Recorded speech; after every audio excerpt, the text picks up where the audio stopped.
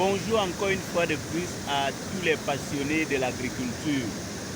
Beaucoup de personnes m'ont souvent demandé quelle culture associée avec les plantains.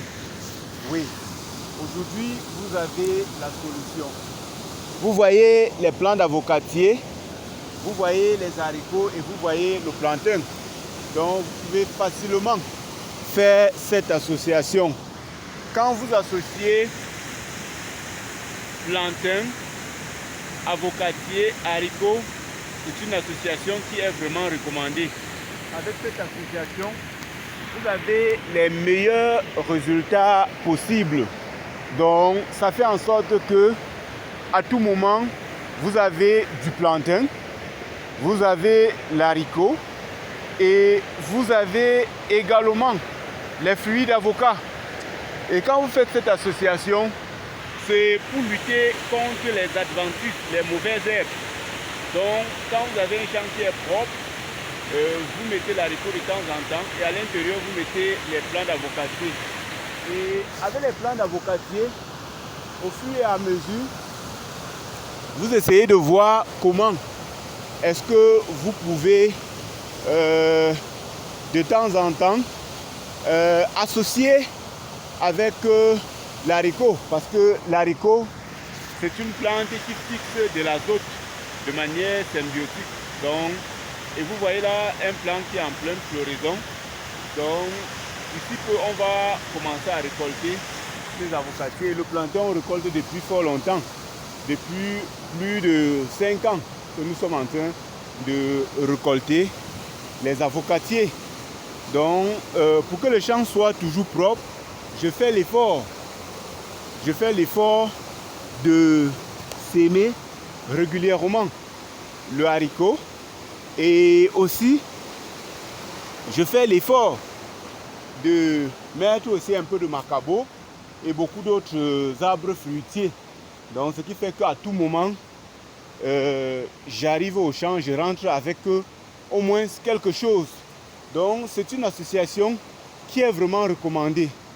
Recommandé parce qu'avec cette association, vous avez le champ propre et en même temps, vous avez des fruits à tout moment. Donc vous voyez là, si je me dirige, je ne peux pas manquer au moins un avocat que je peux récolter. Donc c'est une très bonne association. Beaucoup de personnes m'ont souvent dit que mais qu'est-ce qu'il faut mettre lorsqu'on a un champ d'avocatier, parce que le champ d'avocatier à l'écartement de 10 mètres x 10 prend tellement d'espace. Et qu'est-ce qu'il faut faire pour occuper l'espace là?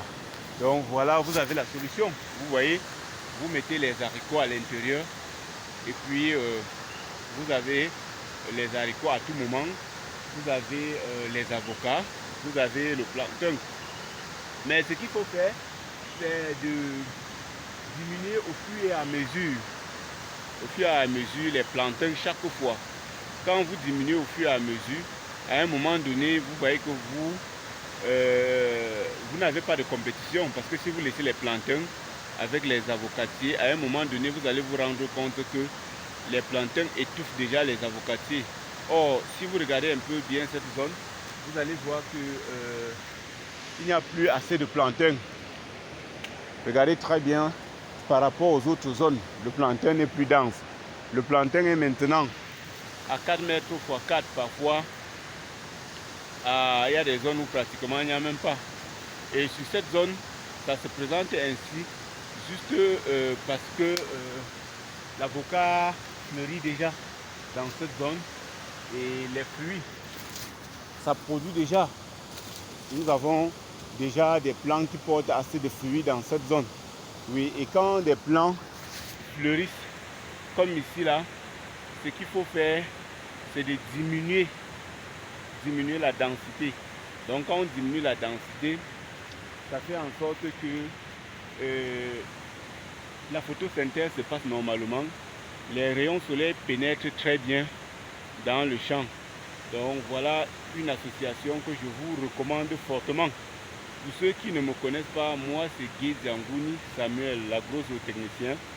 Donc vous pouvez vous abonner à la page pour bénéficier au jour le jour des connaissances gratuites sur l'entretien de votre verger.